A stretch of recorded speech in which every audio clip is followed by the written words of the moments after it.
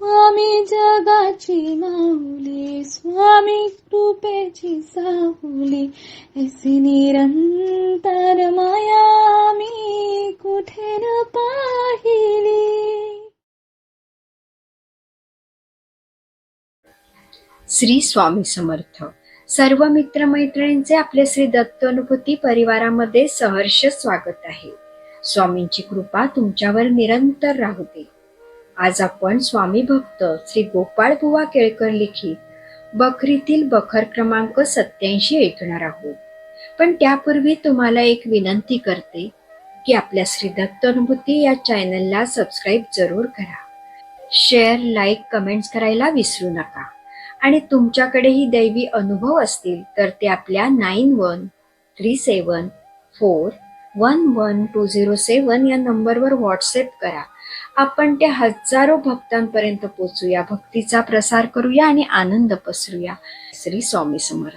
बखर क्रमांक 87. वेदांतीबाई. एक दिवस काही बायका महाराजांच्या दर्शनास आल्या होत्या. एक बाई दुसऱ्या बाईला सहज व्यावहारिक बोलता बोलता बोलली की, वस्तू पंचपत्रात ठेवली आहे, ती घ्या. असे शब्द ऐकून महाराज केवळ बोधार्थ म्हणाले की, पंचपत्रात वस्तू आहे, ती तुला तरी प्राप्त झाली आहे का? प्राप्त झाली असल्यास वस्तूचे रूप यथार्थ सांग, म्हणजे घ्या म्हणतेस तर घेऊ. बायका पाया पडून हसू लागल्या.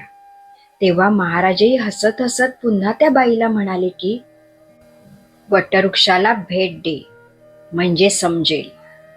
अशी श्री समर्थांची आज्ञा होताच बाई वडाच्या झाडाला भेटून आली आणि स्वामी महाराजांना विनंती करून सांगू लागली की, पंचपात्र म्हणजे पंचमहाभूतात्मक देह, वस्तू म्हणजे आत्मा, अंतर्यामी. सत्समागम रूपी वडाच्या झाडाला भेटताच अनुभव आला आहे. श्रीचरणी नमन करताच महाराज, आपल्या कृपेने मागील दुःखाचा परिहार झाला. मला स्वयंपाक देखील नीट करता येत नाही, मग भक्ती, ज्ञान, वैराग्य वगैरे कसे करणार?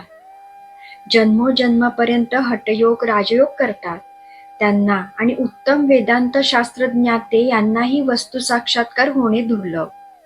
मग माझ्यासारख्या चुलीपाशी बसून स्वयंपाक करणाऱ्या अज्ञानी बाईला अनंत जन्मात देखील ब्रह्मात्म्यक्य अनुभूती अति कठीण आहे नाही का? पण माझ्या अल्पबुद्धीने असे वाटते की असार संसारातील सार, वेदशास्त्राचे परमरहस्य जे, ते सत्पुरुषाच्या संगतीने तात्काळ प्राप्त होते, हे मी स्वानुभवाने सांगते.